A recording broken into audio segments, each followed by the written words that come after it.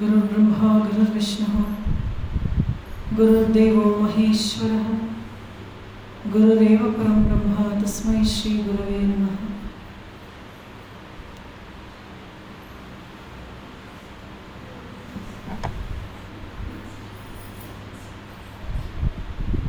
श्रुतिस्मृतिपुराणानाम् आलयं करुणालयं नमामि भगवत्पादशङ्करं लोकशङ्करम्।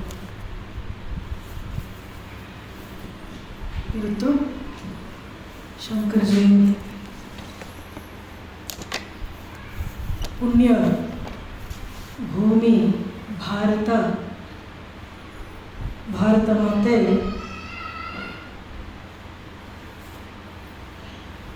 ರತ್ನಗರ್ಭಾನಾರ್ಯಂ ಅಂತ ಹೇಳಿದ್ರೆ ಅವಳ ಗರ್ಭದಿಂದ ಅದೆಷ್ಟು ಮಹಾಪುರುಷರು ಹುಟ್ಟಿ ಬಂದು ತಮ್ಮ ತಮ್ಮ ಜೀವನವನ್ನು ಸಾರ್ಥಕಗೊಳಿಸಿಕೊಂಡದಷ್ಟೇ ಅಲ್ಲ, ಲೋಕಕ್ಕೆ ಸನ್ಮಂಗಲವನ್ನು ಉಂಟು ಮಾಡಿದವರು, ಲೋಕ ಕಲ್ಯಾಣದ ಕೆಲಸಗಳನ್ನು ಮಾಡಿದವರು, ಜಗದ್ಹಿತದ ಕಾರ್ಯಗಳನ್ನು ಮಾಡಿದವರು. ಅಂತಹ ಸಾಲಿನಲ್ಲಿ ಬರುವವರು ಭಗವತ್ಪಾದ ಶ್ರೀ ಶಂಕರಾಚಾರ್ಯರು. ಶಂಕರಾಚಾರ್ಯರ ಜೀವನ ಕಾರ್ಯ ಅದನ್ನೆಲ್ಲ ಗಮನಿಸಿದ್ರೆ ಒಬ್ಬ ಅವತಾರ ಪುರುಷನಿಂದ ಆಗುವಂತಹ ಕಾರ್ಯ ಅವರಿಂದ ಆಗಿದೆ ಅಂತ ನಾವು ಧಾರಾಳವಾಗಿ ಅಂದ್ಕೊಳ್ಬೋದು.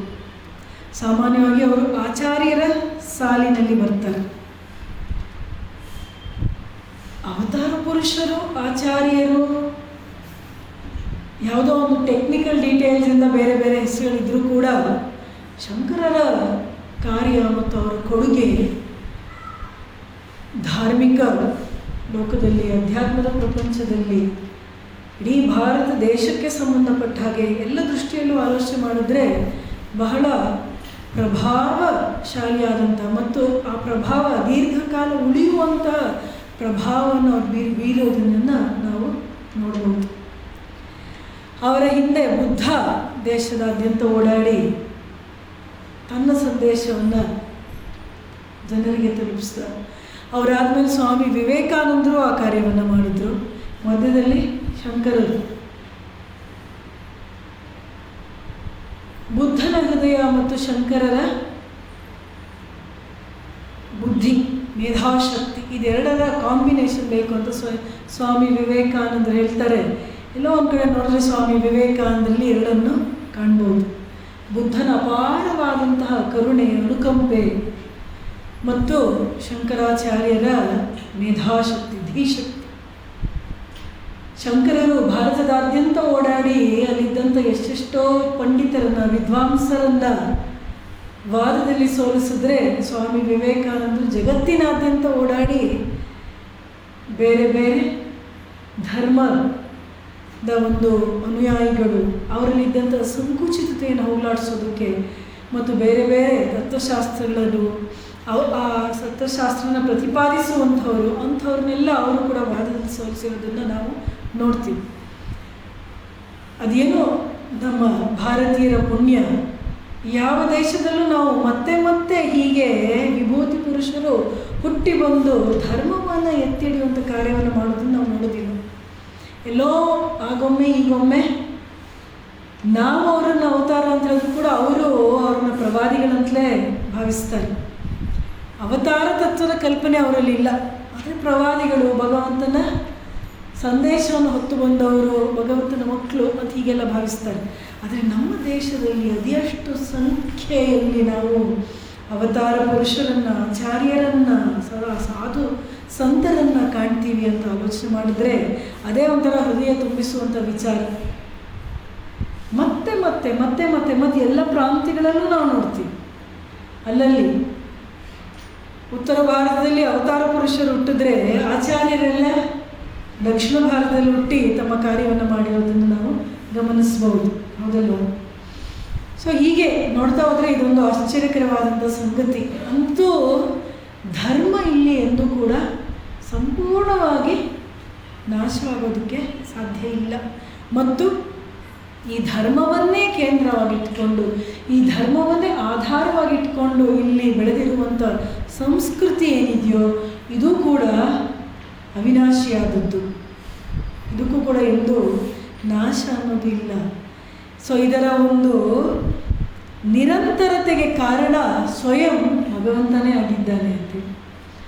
ಸೊ ಶಂಕರಾಚಾರ್ಯರ ವಿಶಿಷ್ಟವಾದಂತಹ ಕೊಡುಗೆ ಏನು?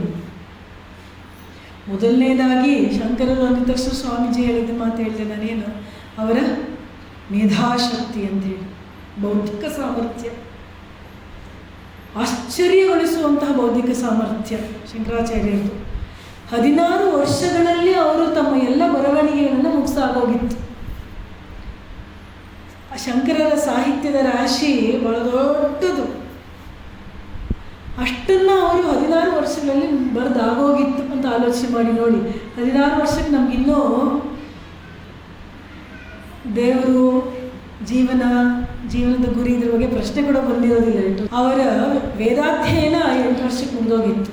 ಮೊದಲನೇ ವರ್ಷದಲ್ಲಿ ಬಾಲಕ ಶಂಕರ ಮಾತನಾಡೋದು ಕಲಿತಂತೆ, 2ನೇ ವರ್ಷದಲ್ಲಿ ಬರೆಯೋದನ್ನು ಕಲಿತಂತೆ, 3ನೇ ವರ್ಷಕ್ಕೆ ಒಂದಷ್ಟು ಕಾವ್ಯ ಮುಂತಾದಂಥ ಕೆಲವು ಇದನ್ನೆಲ್ಲ ಅಧ್ಯಯನ ಮಾಡೋದನ್ನು ಕಲಿತುಬಿಟ್ಟಿದ್ದ. ಸರಳವಾದದ್ದು. 5ನೇ ವರ್ಷಕ್ಕೆ ಉಪನಯನ ಆಯಿತು, ಗುರುಕುಲಕ್ಕೆ ಹೋದ. 8ನೇ ವರ್ಷದೊಳಗೆ 4 ವೇದಗಳನ್ನು 6 ವೇದಾಂಗಗಳನ್ನು ಎಲ್ಲ ಅಧ್ಯಯನ ಮಾಡಿ ಆಗೋಗಿತ್ತು ಅಂತ. ಅದಾದ ಮೇಲೆ ಅವನ ಸ್ವಂತ ರಚನೆಗಳು 5ನೇ ವರ್ಷಕ್ಕೆ ಪ್ರಾರಂಭ ಆಗುತ್ತೆ ಅಂತ ಕೂಡ ನಾವು ನೋಡ್ತೀವಿ. ರಚನೆಗಳು ಸಣ್ಣ ಸಣ್ಣ ರಚನೆಗಳಿಂದ ಪ್ರಾರಂಭವಾಗಿ ಅನೇಕ ಸ್ತೋತ್ರಗಳನ್ನು, ವಿಶೇಷವಾಗಿ ಎಲ್ಲ ದೇವದೇವಿಯರ ಕುರಿತಾಗಿ ಶಂಕರಾಚಾರ್ಯರು ಸ್ತೋತ್ರಗಳನ್ನು ಆಯಾಯ ಕ್ಷೇತ್ರಕ್ಕೆ ಹೋದಾಗ ಅಲ್ಲಿನ ಅಧಿಷ್ಠಾತೃ ದೇವತೆಗಳ ಕುರಿತಾಗಿ ಶಂಕರರು ರಚನೆಗಳನ್ನು ಮಾಡಿದರು. ನರ್ಮದೆಯ ಕುರಿತಾಗಿ, ಯಮುನೆಯ ಕುರಿತಾಗಿ, ಗಂಗೆಯ ಕುರಿತಾಗಿ, ಅನ್ನಪೂರ್ಣೆಯ ಕುರಿತಾಗಿ, ವಿಶ್ವನಾಥನ ಕುರಿತಾಗಿ, ಯಾರ ಬಗ್ಗೆ ಹೇಳಲಿಲ್ಲ ನಾವು ಅನ್ಕೋಬೇಕು, ಅಷ್ಟರ ಮಟ್ಟಿಗೆ. ಇದೆಲ್ಲ ಭಕ್ತಿ ಪ್ರಧಾನವಾದಂತಹ ಸ್ತೋತ್ರಗಳು. ಇನ್ನು ಅವರ ಮುಖ್ಯವಾದಂಥ ಕೊಡುಗೆ ಅದ್ವೈತ ವೇದಾಂತಕ್ಕೆ ಸಂಬಂಧಪಟ್ಟ ಹಾಗೆ. ಆ ಅದ್ವೈತ ಸಿದ್ಧಾಂತವನ್ನು ಅವರು ವಿಶೇಷವಾಗಿ ಪ್ರಸ್ಥಾನತ್ರಯಗಳಿಗೆ ಭಾಷ್ಯವನ್ನು ಬರೆಯುವುದರ ಮೂಲಕ ಜಗತ್ತಿಗೆ ಈ ಸಿದ್ಧಾಂತವನ್ನು ತಲುಪಿಸಿದ್ರು. ಇತ್ತು, ಅದ್ವೈತದ ಕಲ್ಪನೆ ಇತ್ತು, ಉಪನಿಷತ್ತುಗಳಲ್ಲಿ ಅದೇ ಇದ್ದದ್ದು. ಆದರೆ ಅದನ್ನು ಒಂದು ಸಿಸ್ಟಮ್ಯಾಟಿಕ್ ಫಿಲಾಸಫಿಯಾಗಿ, ಒಂದು ಕ್ರಮಬದ್ಧವಾದ ರೀತಿಯಲ್ಲಿ ಅದನ್ನು ಹೇಗೆ ಅರ್ಥ ಮಾಡಿಕೊಳ್ಳಬೇಕು, ಬರುವಂಥ ಪ್ರಶ್ನೆಗಳೇನು, ಬರಬಹುದಾದಂಥ ಸಂಶಯಗಳೇನು, ಅವುಗಳಿಗೆ ಸಮಾಧಾನ ಎಲ್ಲಿದೆ, ಉತ್ತರ ಏನು ಅನ್ನೋದನ್ನೆಲ್ಲ ಪ್ರತಿಪಾದಿಸ್ತಾ ಒಂದೊಂದು ವಿಚಾರವನ್ನು ಕೂಡ ಡಿಫೈನ್ ಮಾಡ್ತಾ, ಬ್ರಹ್ಮ ಅಂದ್ರೇನು, ಆತ್ಮ ಅಂದ್ರೇನು, ಮಾಯೆ ಅಂದ್ರೇನು, ಬ್ರಹ್ಮಾತ್ಮೈಕ್ಯ ಅಂದರೆ ಏನು, ನಿರ್ವಿಕಲ್ಪ ಸಮಾಧಿ ಅಂದರೆ ಏನು. ಸೊ ಇದೆಲ್ಲ ಆ ಒಂದು ಪ್ರಯಾಣ ಇದೆಯಲ್ಲ ಸಾಧನಾ ಪಥದಲ್ಲಿ, ಅದನ್ನು ಭಾಳ ಸುಸ್ಪಷ್ಟವಾಗಿ ವಿವರಿಸಿ ಇಟ್ಟಿದ್ದಾರೆ. ಅದ್ವೈತ ವೇದಾಂತದ ಸಾಧನಾ ಮಾರ್ಗ ಏನದು, ಹೇಗೆ, ಅದಕ್ಕೆ ಅಧಿಕಾರಿ ಯಾರು, ಹೇಗೆ ಸಾಗಬೇಕು, ಕೊನೆಯಲ್ಲಿ ಆಗುವಂಥ ಅನುಭವ ಏನು, ಆ ಅನುಭವ ಆದಮೇಲೆ ಜೀವನ್ಮುಕ್ತರು ಹೇಗೆ ಬರುತ್ತಾರೆ, ಎಲ್ಲ ವಿಚಾರಗಳನ್ನು ನಾವು ಅವರ ಕೃತಿಗಳಲ್ಲಿ ಕಾಣ್ತೀವಿ. ಒಂದೊಂದು ಉಪನಿಷತ್ಗೂ ಅವರು ಎಷ್ಟು ಸುದೀರ್ಘವಾದಂಥ ಭಾಷ್ಯವನ್ನು ಬರೆದಿದ್ದಾರೆ. ಪ್ರಸ್ಥಾನತ್ರಯ ಅಂದರೆ ಯಾವುದು? ಉಪನಿಷತ್ತುಗಳು, ಭಗವದ್ಗೀತೆ ಮತ್ತು ಬ್ರಹ್ಮಸೂತ್ರಗಳು. ಬ್ರಹ್ಮಸೂತ್ರಗಳನ್ನು ಬರೆದವರು ವ್ಯಾಸರು, ಭಗವದ್ಗೀತೆಯನ್ನು ಮಹಾಭಾರತದಲ್ಲಿ ಪೋಣಿಸಿಟ್ಟಿರುವವರು ವ್ಯಾಸರು. ಇನ್ನು ಉಪನಿಷತ್ತುಗಳು 4 ವೇದಗಳಲ್ಲಿ ಬರುವಂತಹ ಬೇರೆ ಬೇರೆ ಉಪನಿಷತ್ತುಗಳು. 108 ಉಪನಿಷತ್ತುಗಳ ಉಲ್ಲೇಖ ಇದೆ ಮುಕ್ತಿಕೋಪನಿಷತ್ತಲ್ಲಿ. ಅದಲ್ಲದೆಯೂ ಎಷ್ಟೋ ಉಪನಿಷತ್ತುಗಳಿವೆ. ಆದರೆ ಶಂಕರಾಚಾರ್ಯರು 10 ಉಪನಿಷತ್ತುಗಳಿಗೆ ಭಾಷ್ಯಗಳನ್ನು ಬರೆಯುವುದರ ಮೂಲಕ ಇವತ್ತು ಆ 10 ಉಪನಿಷತ್ತುಗಳನ್ನು ಪ್ರಮುಖವಾದ ಉಪನಿಷತ್ತುಗಳು ಅಂತ ನಾವು ಪರಿಗಣಿಸ್ತೀವಿ. 11ನೇಯದು ಶ್ವೇತಾಶ್ವತರ ಉಪನಿಷತ್ ಬಗ್ಗೆ ಕೂಡ ಅವರು ಬರೆದಿದ್ದಾರೆ ಅಂತ. ಆದರೆ ಕೆಲವರು ಆ ಭಾಷಾ ರೀತಿ ಅಥವಾ ಭಾಷೆಯ ಶೈಲಿಯನ್ನು ನೋಡಿದು ಶಂಕರದ ಅಲ್ಲ ಅಂತ ಹೇಳುವಂಥವ್ರು ಕೆಲವರಿದ್ದಾರೆ. 10 ಅಥವಾ 11 ಉಪನಿಷತ್ತುಗಳಿಗೆ ಭಾಷೆಗಳನ್ನು ಬರೆದಿದ್ದಾರೆ. ಈಶಕೇನ ಕಠ ಪ್ರಶ್ನ, ಮುಂಡಮಾಂಡುಕ್ಯ, ತಿತ್ತಿರೀಹಿ, ಛಾಂದೋಗ್ಯ, ಬೃಹದಾರಣ್ಯಕ, ಐತರಿ, 10 ಉಪನಿಷತ್ತು. ಇಷ್ಟು ಉಪನಿಷತ್ತುಗಳ ಮೇಲೆ ಭಾಷ್ಯವನ್ನು ಬರೆದಿದ್ದಾರೆ. ಅದೇ ಅದ್ವೈತ ಸಿದ್ಧಾಂತದ ಕುರಿತಾಗಿ ಭಗವದ್ಗೀತೆಯಲ್ಲೂ ಕೃಷ್ಣ ಅದನ್ನೇ ಹೇಳ್ತಾ ಇರೋದು. ವ್ಯಾಸರು ಕೂಡ, ಬಾದರಾಯಣ ವ್ಯಾಸರು ಕೂಡ ಅದನ್ನೇ ವ್ಯಾಸ ಸೂತ್ರಗಳು ಅಥವಾ ಬ್ರಹ್ಮಸೂತ್ರಗಳಲ್ಲಿ ತಿಳಿಸ್ತಾ ಇದ್ದಾರೆ ಅನ್ನೋದನ್ನು ಅವರು ಪ್ರತಿಪಾದಿಸಿ ಬರೆದಿದ್ದರು. ಇದನ್ನು ಅವರಿಗೆ ನಿರ್ದೇಶನ ಮಾಡಿದವರು ಅವರ ಗುರುಗಳೇ. ಯಾರು? ಗೋವಿಂದಪಾದರು. ಯಾರನ್ನ 8ನೇ ವಯಸ್ಸಿನಲ್ಲಿ ಸನ್ಯಾಸವನ್ನು ಸ್ವೀಕರಿಸಿ, ಆಪತ್ ಸನ್ಯಾಸವನ್ನು ಸ್ವೀಕರಿಸಿ, ನಮಗೆಲ್ಲರಿಗೂ ಗೊತ್ತಿರೋ ಕಥೆ, ಮೊಸಳೆ ಕಾಲನ್ನು ಹಿಡ್ಕೊಳ್ಳುತ್ತೆ, ಈಗ ಸನ್ಯಾಸ ತಂದೆ ಇವನು 5ನೇ ವರ್ಷದಲ್ಲೇ ತಂದೆ ಹೊಸು ನೀಗ್ತಾನೆ. ಹಾಗಾಗಿ ತಾಯಿ ಒಬ್ಬಳೇ, ಅವಳನ್ನು ಬಿಟ್ಟು ಹೋಗೋದು ಕಷ್ಟ, ತಾಯಿ ಒಪ್ಪಿಗೆಯನ್ನು ಪಡ್ಕೋಬೇಕು. ಹಾಗಾಗಿ ಇದು ಶಂಕರನೇ ಮಾಡಿದ ಉಪಾಯನೋ ಭಗವಂತ ಅವರಿಗೋಸ್ಕರ ಮಾಡಿದಂತಹ ಒಂದು ಉಪಾಯನೋ ಗೊತ್ತಿಲ್ಲ. ಸ್ನಾನಕ್ಕೆ ಹೋದಂತಹ ಶಂಕರನ ಕಾಲನ್ನು ಒಂದು ಮೊಸಳೆ ಹಿಡ್ಕೊಂಡ್ಬಿಡುತ್ತೆ, ಬಿಡಿಸ್ಕೊಳ್ಳೋ ಸಾಧ್ಯತೆ ಕಾಣಿಸೋದಿಲ್ಲ. ಆಗ ದಡದಲ್ಲಿದ್ದಂಥ ತಾಯಿಯನ್ನು ಕೂಗಿ ಕರೆದು ಶಂಕರ ಹೇಳ್ತಾನೆ, ಅಮ್ಮ ನಾನು ಇನ್ನು ಬದುಕುಳಿತೀನೋ ಗೊತ್ತಿಲ್ಲ, ಸನ್ಯಾಸ ತೆಗೆದುಕೊಳ್ಬೇಕು ಅನ್ನೋ ನನ್ನ ಆಸೆ ಇದೆ, ಹಾಗಾಗಿ ನಿನ್ನ ಅನುಮತಿ ಕೊಡು ಅಂತ. ಆಪತ್ ಸನ್ಯಾಸ ಅಂತ ಹೇಳ್ತಾರೆ. ಸೊ ಆಪತ್ ಸನ್ಯಾಸವನ್ನು ಸ್ವೀಕರಿಸ್ತಾರೆ. ತಾಯಿ ಅನುಮತಿ ಕೊಡ್ತಾಳೆ, ಇನ್ನೇನು ಮಾಡೋದು ಅಂಥೇಳಿ. ಆದರೆ ಅವರು ಹಾಗೆ ಸಂಕಲ್ಪ ಮಾತ್ರದಿಂದ ಸನ್ಯಾಸವನ್ನು ಸ್ವೀಕರಿಸಿದಾಗ ಮೊಸಳೆ ಬಿಟ್ಟೋಗೋಗುತ್ತೆ. ಈ ಕಡೆ ಬರ್ತಾರೆ, ತಾಯಿಯ ಅನುಮತಿ ಪಡೆದು ಅವಳಿಗೆ ನಮಸ್ಕರಿಸಿ ಉತ್ತರಾಭಿಮುಖವಾಗಿ ಹೊರಟು, ಕೇರಳದ ಕಾಲಡಿಯಿಂದ ಉತ್ತರಾಭಿಮುಖವಾಗಿ ಹೊರಟು ಹಲವಾರು ಕ್ಷೇತ್ರಗಳಿಗೆ ಆಗಲೂ ಕೂಡ ಸಂಚಾರ ಮಾಡ್ತಾ ಗುರುಗಳನ್ನು ಹುಡುಕ್ತಾ ಅವ್ರು ಬಂದದ್ದು ಓಂಕಾರೇಶ್ವರ. ಜ್ಯೋತಿರ್ಲಿಂಗಗಳಲ್ಲಿ ಒಂದಾದಂಥ ಓಂಕಾರೇಶ್ವರ ಕ್ಷೇತ್ರದ ಹೆಸರು ಓಂಕಾರೇಶ್ವರ. ಅಲ್ಲಿ ಬರ್ತಾರೆ. ನರ್ಮದಾ ತೀರದಲ್ಲಿ ಒಂದು ಗುಹೆಯಲ್ಲಿ ಗೋವಿಂದಪಾದರು ವಾಸ ಮಾಡ್ತಾ ಇದ್ದಾರೆ. ಅವರ ಸನ್ನಿಧಿಯಲ್ಲಿ ಇರ್ತಾ ಅವರು ಎಲ್ಲವನ್ನು ಕಲ್ತ್ಕೊಳ್ತಾರೆ. ಅವರಿಂದ ಬಹುಶಃ 2-3 ವರ್ಷಗಳಲ್ಲಿ ಅವರಿಂದ ಅದ್ವೈತ ಸಿದ್ಧಾಂತವನ್ನೆಲ್ಲ ತಿಳ್ಕೊಳ್ತಾರೆ. ಗೋವಿಂದಪಾದರು ಅದನ್ನು ಕಲ್ತಿದ್ದು ಅವರ ಗುರುಗಳಾದಂತಹ ಗೌಡಪಾದರಿಂದ. ಈ ಪರಂಪರೆ ಬಹಳ ಹಿಂದಿನಿಂದಲೂ ಇತ್ತು ಅಂತ ನಮಗೆ ಗೊತ್ತಾಗಿರೋದು ಇವರ ವಿಚಾರಗಳು. ಗೌಡಪಾದರು ಮಾಂಡುಕ್ಯ ಉಪನಿಷತ್ಗೆ ಮಾಂಡುಕ್ಯ ಕಾರಿಕಾ ಅಂಥೇಳಿ ಒಂದು ಕಾರಿಕಾ ಬರೆದಿದ್ದಾರೆ. ಅಂದರೆ ಒಂದು ಭಾಷ್ಯ, ಒಂದು ರೀತಿಯ ಶ್ಲೋಕ ರೂಪದಲ್ಲಿ ಭಾಷ್ಯ ಬರೆದಿದ್ದಾರೆ. ಶಂಕರಾಚಾರ್ಯರು 10 ಉಪನಿಷತ್ಗಳಿಗೆ ಬರಿಬೇಕಾದ್ರೆ ಮಾಂಡುಕ್ಯ ಉಪನಿಷತ್ಗೆ ಸೇರಿದಂತೆ ಮಾಂಡುಕ್ಯ ಕಾರಿಕಾ ಇದೆ. ಆ ಮಾಂಡುಕ್ಯ ಕಾರಿಕಾ ಕೂಡ ಅವರು ಭಾಷ್ಯವನ್ನು ಬರೆದಿದ್ದಾರೆ. ಮಾಂಡುಕ್ಯ ಉಪನಿಷತ್ಗೆ ವಿವರಣೆ ಗೌಡಪಾದರು ಕೊಟ್ಟರೆ, ಉಪನಿಷತ್ತು ಮತ್ತು ಗೌಡಪಾದರ ರಚನೆಗೆ ಭಾಷ್ಯವನ್ನು ಶಂಕರರು ಬರೀತಾರೆ. ಎಷ್ಟೋ ಕಡೆಗಳಲ್ಲಿ ಅವರ ಶಿಷ್ಯರು ಶಂಕರರ ಭಾಷ್ಯಕ್ಕೆ ಇನ್ನೊಂದು ಭಾಷ್ಯವನ್ನು ಬರೀತಾರೆ. ಇನ್ನೊಂದು ಸ್ವಲ್ಪ ಸರಳೀಕರಿಸಿ, ಇನ್ನೊಂದು ಸ್ವಲ್ಪ ನಮ್ಗೆ ಅರ್ಥ ಆಗಬೇಕು ಅಂತೇಳಿ ಅವರ ಕೆಲವು ಮುಖ್ಯವಾದಂಥ ಭಾಷೆಗಳಿಗೆ ಮತ್ತಷ್ಟು ವಿವರಣೆಗಳನ್ನು ಅವ್ರ ಶಿಷ್ಯರು ಬರೆದಿರೋದನ್ನು ನಾವು ನೋಡ್ತೀವಿ. ಹೀಗೆ ಅಲ್ಲಿ ಗುರುಗಳ ಆದೇಶ ಏನು, ನೀನು ಬ್ರಹ್ಮಸೂತ್ರಗಳ ಮೇಲೆ ಭಾಷ್ಯ ಬರೀಬೇಕು ಅಂಥೇಳಿ. ಹಾಗೆ ಕಾಶಿ ಕ್ಷೇತ್ರಕ್ಕೆ ಹೋಗಿ ಕಾಶಿಯಲ್ಲಿ ವಿಶೇಷವಾಗಿ ಏನಾದರೂ ಅಲ್ಲಿರುವಂಥ ವಿದ್ವಾಂಸರನ್ನು ಆಗ ನೋಡಿ, ಆಗ ಈಗ ನಾವು ಏನು ಆಲೋಚನೆ ಮಾಡೋದು, ಆಗ ಇದ್ದಂಥ ಭಾರತದ ಪರಿಸ್ಥಿತಿ, ಧಾರ್ಮಿಕ ಚಿತ್ರ ಹೇಗಿತ್ತು ಅಂಥೇಳಿ. ಭಾರತದಲ್ಲಿ ಆಗ ಪೂರ್ವಮೀಮಾಂಸೆಗೆ ಹೆಚ್ಚು ಒತ್ತು. ಪೂರ್ವಮೀಮಾಂಸೆ ಅಂತ ಹೇಳಿದರೆ ಕರ್ಮಕಾಂಡ. ಏನಿದ್ರೂ ಕೂಡ ಕರ್ಮಕಾಂಡದ ಮೂಲಕ ಜೀವನ ಸಾರ್ಥಕ್ಯವನ್ನು ಪಡ್ಕೊಳ್ಳುವಂತಹ ವಿಚಾರಗಳು. ಒಂದಷ್ಟು ಯಾಗ ಯಜ್ಞಗಳು, ಕರ್ಮಕಾಂಡದಲ್ಲಿ ಏನೇನೆಲ್ಲ ಹೇಳಾಯೋ ಅದನ್ನೇ ಮಾಡೋದ್ರ ಕಡೆಗೆ ಗಮನ ಹೆಚ್ಚು.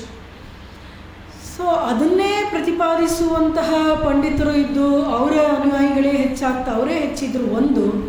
ಎರಡನೆಯದು, ಹಲವಾರು ಮತಗಳು ಕೂಡ ಇದ್ದು ಆ ಮತಗಳಲ್ಲಿ ಒಂದು ಸಮನ್ವಯ ಇರಲಿಲ್ಲ. ಇವರ ಸಿದ್ಧಾಂತಕ್ಕೂ ಅರ್ಥಾತ್ ಸಂಬಂಧವೇ ಇಲ್ಲ ಅಂತ ಹೇಳುವಂಥ ಒಂದು ವೈಮನಸ್ಯ ಇತ್ತು. ಸೊ ಹೇಗೆ ಭಾರತ ದೇಶದಲ್ಲಿ ಅಲ್ಲಲ್ಲಿ ಸಣ್ಣ ಸಣ್ಣ ರಾಜ್ಯಗಳಿದ್ವು, ಇಡೀ ಭಾರತ ದೇಶ ಒಂದುಗೂಡಿಸುವಂಥ ಒಬ್ಬ ರಾಜ್ಯ ಒಂದೊಂದು ಕಾಲದಲ್ಲಿ ಇರಲಿಲ್ಲ, ಆದರೆ ಇದ್ದರು.